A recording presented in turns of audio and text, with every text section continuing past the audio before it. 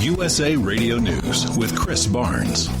The governor of Puerto Rico, Ricardo Rossello, says he will be resigning the governorship effective the 2nd of August. I want to respect the Constitution, and I want to secure an orderly transition. That's Rossello speaking through a translator. There have been calls for Rossello to step down for weeks since there were leaked messages in which Rossello was seen to have made derogatory comments about gay people, women, and Hurricane Maria victims. Republicans say nothing new came out of Robert Mueller's testimony before two House committees yesterday, but the top House Democrat Nancy Pelosi says the appearances were meaningful. It is a crossing of a threshold in terms of the public awareness of what happened and how it conforms to the law or not. You're listening to USA Radio News. The Pentagon says North Korea has launched at least 2 short-range projectiles flying about 260 miles.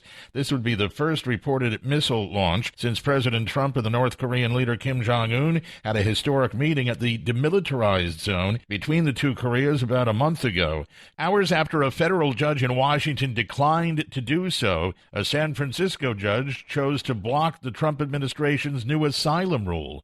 Here's USA Radio's Wendy King. U.S. District Judge John Tiger ruled that the administration's rule, which would bar asylum applications from immigrants who travel through another country to get to the U.S., is likely inconsistent with existing asylum laws. Administration lawyers argued that the U.S. was entitled to enact the rule because of what it calls the crisis of increased migrants at the border. Former Delta Airlines exec Steve Dixon has been confirmed as the new FAA chief. And this is USA Radio News.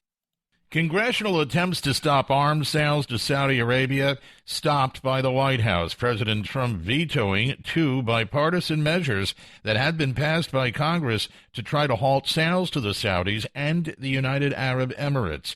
The president also vetoed a 3rd measure meant to punish Saudi Arabia for the killing of journalist Jamal Khashoggi. In a message to lawmakers, Trump said the resolution would weaken America's global competitiveness and damage important relationships with allies.